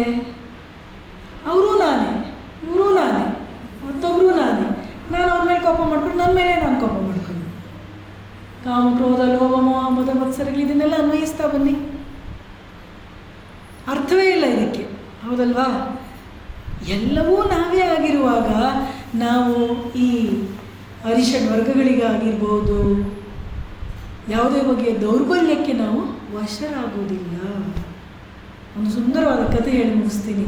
ಎಲ್ಲವೂ ನಾನೇ ಆದಾಗ ಏನಿರುತ್ತೆ ಅಂತೇಳಿ. ಕಾಶಿ ರಾಜ್ಕುಮಾರಿಯ ಕಥೆ ಅಂತ ಕೇಳಿರ್ತೀರಿ, ಹಿಂದೆ ಕೂಡ ಹೇಳಿದ್ದೇನೆ, ಸುಮ್ಮನೆ ಒಂದು ನೆನಪು ಮಾಡ್ಕೊಳ್ಳೋದು. ಕಾಶಿರಾಜನಿಗೆ ಒಬ್ಬ ರಾಜ್ಕುಮಾರ ಇದ್ದ, ಸುಮಾರು ಮದುವೆ ಆಗುವಂಥ ವಯಸ್ಸೊಂದು. ಒಂದಿನ ಅವನ ಅರಮನೆಯಲ್ಲಿ ಎಲ್ಲೆಲ್ಲೋ ಓಡಾಡ್ಕೊಂಡು ಬರ್ತಾರೆ. ಅರಮನೆಯಲ್ಲಿ ತುಂಬ ಕೋಣೆಗಳಿರುತ್ತೆ. ಎಲ್ಲ ಕೋಣೆಗಳು ದಿನ ಯಾಕೆ ಹೋಗ್ತಾರೆ, ಎಷ್ಟೋ ಕೋಣೆಗಳು ಹೋಗೇ ಇರೋದಿಲ್ಲ, ಹಾಗೆ ಬೀಗ ಹಾಕಿಟ್ಟಿರ್ತಾರೆ. ಸೊ ಒಂದಿನ ಯಾವುದೋ ಕೋಣೆಯಲ್ಲಿ ಹೋಗ್ತಾ ಬಂದಿದ್ದಾನೆ. ಒಂದು ಕೋಣೆಯಲ್ಲಿ ಒಂದು ರಾಜಕುಮಾರಿಯ ಒಂದು ಪೇಂಟಿಂಗ್ ಇತ್ತಂತೆ, ಚಿತ್ರ ಬಿಡಿಸಿರೋದು. ಚಿಕ್ಕ ಪುಟ್ಟ ಹುಡುಗಿ ರಾಜಕುಮಾರಿ, ಒಂದು 5 ವರ್ಷದ ಹುಡುಗಿ ಇರ್ಬೋದು. ಭಾಳ ಸುಂದರವಾದಂಥ ಪೇಂಟಿಂಗ್ ಇತ್ತು. ಅದರಲ್ಲಿ ಡೇಟ್ ಕೂಡ ಬರೆದಿದ್ರು, ಯಾವ ದಿನ ಆ ಚಿತ್ರವನ್ನು ಬಿಡಿಸಿದ್ದಾರೆ ಅಂತ ಹೇಳಿ. ಅದನ್ನು ನೋಡಿ ಅವನಿಗೆ ಎಲ್ಲಿರ್ಬೋದು ಈ ಹುಡುಗಿ ಈಗ ಯುವತಿ ಆಗಿರ್ತಾಳೆ, ನನಗೆ ಮದುವೆ ಮಾಡ್ಕೊಳ್ಳೋಕೆ ಯೋಗ್ಯವಾದಂಥ ವಯಸ್ಸು ಅವಳಿಗಿರುತ್ತೆ, ಅವಳೇ ಮದುವೆ ಆಗಬೇಕು ಅಂತ ಮನಸ್ಸಿನಲ್ಲಿ ಒಂದು ಆಸೆ ಉಂಟಾಯಿತು. ಸೊ ಮನಸ್ಸೆಲ್ಲ ಅಲ್ಲಿ ಎಲ್ಲೋ ಕಡೆ ಅವ್ನಿಗೆ ಯಾವ ಕಡೆನೂ ಗಮನ ಇಲ್ಲ. ತಂದೆ ತಾಯಿನ ಗಮನಿಸೋದು, ಯಾಕೋ ನಮ್ಮ ಮಗ ಸ್ವಲ್ಪ ಅನ್ಯಮನಸ್ಕನಾಗಿದ್ದಾನಲ್ಲ, ಯಾಕೋ ಸಪ್ಪೆಯಾಗಿದ್ದಾನಲ್ಲ, ಏನೋ ಬೇರೆ ಯೋಚನೆ ಮಾಡಿ ಮಂತ್ರಿಗಳಿಗೆ ಹೇಳಿದ್ರು, ಮಂತ್ರಿಗಳ ಏನೋ ಸ್ವಲ್ಪ ವಿಚಾರಿಸಿ ಏನು ಅಂತ. ಮಂತ್ರಿಗಳು ಒಂದಿನ ಹಾಗೆ ಅವನನ್ನು ನಿಧಾನವಾಗಿ ಮೈತ್ರಿ ಭಾವದಿಂದ ಮಾತನಾಡ್ತಾ ಅವನು ಕೇಳಿದ್ರು. ಆಗ ಹುಡುಗ ಕರ್ಕೊಂಡು ಹೋಗ್ತಾನೆ, ಕೊನೆಗೆ ಕರ್ಕೊಂಡೋಗಿ, ನೋಡಿ ನಾನು ಈ ಹುಡುಗಿನೇ ಮದುವೆ ಆಗಬೇಕು ಅಂತ ತೋರಿಸ್ತಾರೆ. ಮಂತ್ರಿಗಳು ಅದನ್ನು ನೋಡಿದ್ರು, ಆ ಡೇಟ್ ನೋಡಿದ್ರು, ಜೋರಾಗಿ ನಗೋದಕ್ಕೆ ಶುರು ಮಾಡ್ತಾರೆ. ಯಾಕೆ ಮಂತ್ರಿಗಳೇ ನಗ್ತಾ ಇದ್ದೀರಾ? ನನ್ನ ತಪ್ಪ, ನಾನು ಹಾಗೆ ಅವಳೇ ಮದುವೆ ಮಾಡ್ಕೋಬೇಕು ಅಂದ್ಕೊಂಡಿದ್ದು ತಪ್ಪ, ಯಾಕೆ ನಗ್ತಾ ಇದ್ದೀನಿ? ರಾಜ್ಕುಮಾರ, ಅದು ನೀನೇ, ಇದು ಮಾತ್ರ ಸಾಧ್ಯನೇ ಇಲ್ಲ ನೀನು ಮದುವೆ ಆಗೋದಕ್ಕೆ. ಅಂದರೆ ಈ ರಾಜ್ಕುಮಾರ 5ನೇ ವಯಸ್ಸಿನಲ್ಲಿರುವಾಗ ಯಾವುದೋ ಒಂದು ನಾಟಕ ನಡೆಯುವಂಥ ಸಂದರ್ಭದಲ್ಲಿ ಅರಮನೆಯಲ್ಲಿ ಒಬ್ಬ ಪುಟ್ಟ ರಾಜ್ಕುಮಾರಿಯ ಪಾತ್ರಕ್ಕೆ ಒಬ್ಬ ಹುಡುಗಿಯ ಅವಶ್ಯಕತೆ ಇದ್ದು, ಹುಡುಗಿ ಸಿಗದೆ ಇದ್ದಾಗ ಈ ಹುಡುಗನಿಗೆ ಹುಡುಗಿಯ ವೇಷ ಹಾಕಿ ಅವನು ತುಂಬ ಚೆನ್ನಾಗಿ ಮುದ್ದಾಗಿ ಕಾಣ್ತಾ ಇದ್ದ ಅಂಥೇಳಿ ರಾಣಿ ಅವನ ತಾಯಿ ಒಬ್ಬ ಚಿತ್ರವರಿಯನ್ನು ಕರೆಸಿ, ಈ ಚಿತ್ರ ಬರ್ಸಿದ್ದು ಯಾವತ್ತಿಗೂ ಇರಬೇಕು, ನನ್ನ ಮಗ ಎಷ್ಟು ಮುದ್ದಾಗಿ ಕಾಣ್ತಾರೆ ಅಂತ ಹೇಳಿ ಆ ಚಿತ್ರ ಬರೆಸಿ ಇಟ್ಟಿದ್ರು. ಎಲ್ಲರೂ ಮರ್ತೋಗಿದ್ರು, ಆದರೆ ರಾಜ್ಕುಮಾರನಿಗೆ ಗೊತ್ತೇ ಇಲ್ಲ. ಆಗ ಈ ಮದುವೆ ಅಂತೂ ಸಾಧ್ಯ ಇಲ್ಲ ಅಂತ ಹೇಳಿ ನಗ್ತಾರಲ್ಲ ಮಂತ್ರಿಗಳು. ಯಾಕೆ ಅಂದರೆ ಅದು ನೀನೇ, ಈಗ ನೀನೇ ಆಸೆ ಪಡೋದು ಅಂದರೆ, ನೀನೇ ಮದುವೆ ಆಗೋದು ಅಂದರೆ ಏನು? ಸಾಧ್ಯ ಇಲ್ಲ. ಹಾಗೆ ಆತ್ಮಭಾವದಲ್ಲಿ ಇರೋದೆಲ್ಲ ಒಂದೇ ಆತ್ಮ ಅಂತ ಭಾವಿಸುವಾಗ ಎರಡನೆಯ ವಸ್ತುವೇ ಇಲ್ಲ ಅಂತ ಭಾವಿಸುವಾಗ ಏನಾಗುತ್ತೆ? ಸ್ವಾಮಿ ವಿವೇಕಾನಂದರು ಹೇಳ್ತಾರೆ, ಕೇವಲ ಕಾಮಕ್ರೋಧ ಲೋಭ ಮೋಹ ಮದ ಮತ್ಸರಗಳಷ್ಟೇ ಅಲ್ಲ, ಮನುಷ್ಯ ನಿರ್ಭಯ. ಯಾರ ಕುರಿತಾಗಿ ಎದುರ್ಕೊಳ್ಳೋದು? ಭಯ ಪಡೋದಕ್ಕೂ ನನ್ನಿಂದ ಬೇರೆಯಾಗಿ ಇನ್ನೊಬ್ಬ ವ್ಯಕ್ತಿ ಇಲ್ಲ. ಮತ್ತು ನಾನು ಅಮೃತ ಸ್ವರೂಪಿಯಾದಂಥ ಆತ್ಮ ಅನ್ನೋಂಥ ಅರ್ಥ ಮಾಡ್ಕೊಂಡ್ಮೇಲೆ ನನಗೆ ಸಾವೆಲ್ಲಿದೆ? ಸಾವೇ ದೊಡ್ಡ ಭಯ ಅಲ್ವಾ? ಮರಣಕ್ಕಿಂತ ದೊಡ್ಡ ಭಯ ಇಲ್ಲ ಅಂತ ಹೇಳ್ತಾರೆ. ಸೊ ನಮ್ಮ ನಿತ್ಯ ಸ್ವರೂಪದ ಅರಿವು ಉಂಟಾದ ಮೇಲೆ ನಮಗೆ ಯಾವುದೇ ಬಗೆಯ ಭಯ ಅನ್ನೋದು ಉಳಿಯುವುದಿಲ್ಲ. ಆನಂದವೋ ಆನಂದ ಸ್ವರೂಪಿಗಳಾಗಿ ಬದುಕೋದಕ್ಕೆ ಸಾಧ್ಯ ಆಗುತ್ತೆ. ಶಂಕರಾಚಾರ್ಯರು ಶ್ರೀಶೈಲದ ಕಡೆಗೆ ಬಂದಾಗ ಕಾಪಾಲಿಕರು ಅವರನ್ನು ಬಲಿ ಕೊಡಬೇಕು ಅಂತ ಹೊರಡ್ತಾರೆ. ಅವರ ಏನು ಇಷ್ಟಪ್ರಾಪ್ತಿಗೋಸ್ಕರ ಧಾರಾಳವಾಗಿ ಅಂತ ಹೇಳ್ತಾರೆ ಶಂಕರರು. ಯಾಕೆ? ಶರೀರವನ್ನು ಕೇಳ್ತಾರೆ, ತಗೊಳ್ಳಿ, ನನಗೇನಾಗಬೇಕಾಗಿದೆ? ಆತ್ಮಕ್ಕೆ ಅವ್ರು ನನಗೇನು ಹಾನಿ ಮಾಡಬಲ್ಲರು? ಆತ್ಮಕ್ಕೆ ಅವ್ರು ಏನನ್ನೂ ಮಾಡಲ್ಲ, ಆಗಬಹುದು ಅಂತ ಹೇಳಿದ್ರು. ಆತ್ಮದಲ್ಲಿ ನೆಲೆ ನಿಂತಾಗ. ಆದರೆ ಅವರ ಶಿಷ್ಯರು ಪದ್ಮಪಾದರು ನರಸಿಂಹ ಆವೇಶದಿಂದಾಗಿ ಆ ಕಾಪಾಲಿಕರನ್ನು ಸಾಯಿಸಿ ಶಂಕರರನ್ನು ರಕ್ಷಿಸ್ತಾರೆ ಅಂತ ನಾವು ಕಥೆ ನೋಡ್ತೀವಿ. ಹೀಗೆ ಇಡೀ ಮನುಷ್ಯ ಸಮಾಜ ಅಂತ ಹೇಳೋದು ಈ ಸಾವಿರಾರು ವರ್ಷಗಳಲ್ಲಿ ಆಲೋಚನೆ ಮಾಡಬಹುದಾದಂತಹ, ಮಾಡಿರಬಹುದಾದಂತಹ, ಮುಂದೆಯೂ ಮಾಡಬಹುದಾದಂತಹ ಎಲ್ಲ ತತ್ವಗಳನ್ನು, ದರ್ಶನಗಳನ್ನು, ತತ್ವಶಾಸ್ತ್ರಗಳನ್ನು ನಾವೇನಾದರೂ ಒಟ್ಟಿಗೆ ಸೇರಿಸಿ ಹೋಲಿಕೆ ಮಾಡೋದಾದರೆ ಎಲ್ಲವನ್ನೂ ಮೀರಿ ನಿಲ್ಲುವಂತಹದ್ದು ಯಾವುದು? ಅದ್ವೈತ ವೇದಾಂತ. ಅಹಂ ಬ್ರಹ್ಮಾಸ್ಮಿ, ದೇವರಲ್ಲದೆ ನಾನು ಬೇರೆ ಅಲ್ಲ ಅಂತ ಹೇಳುವಂಥ ಕಲ್ಪನೆಗೂ ಮೀರಿದಂಥ ಇನ್ಯಾವ ಕಲ್ಪನೆ ಇರೋದಕ್ಕೆ ಸಾಧ್ಯ ಇಲ್ಲ. ವಿವೇಕಾನಂದರು ಹೇಳ್ತಾರೆ, ಅಂಥದ್ದನ್ನು ಈ ಭಾರತ ದೇಶ ಕಂಡುಕೊಂಡಿದ್ರು.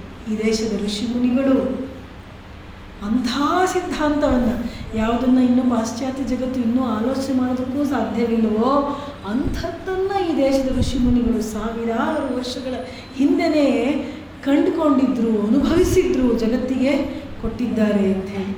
ಅಂತಹ ಪುಣ್ಯಭೂಮಿ ಭಾರತದಲ್ಲಿ ಹುಟ್ಟಿದವರು ನಾವು, ಅಂಥ ಸನಾತನ ಧರ್ಮಕ್ಕೆ ಸೇರಿದವರು ನಾವು ಅನ್ನೋದೇ ಅಂಥ ದೊಡ್ಡ ಹೆಮ್ಮೆ ಗೊತ್ತಾ.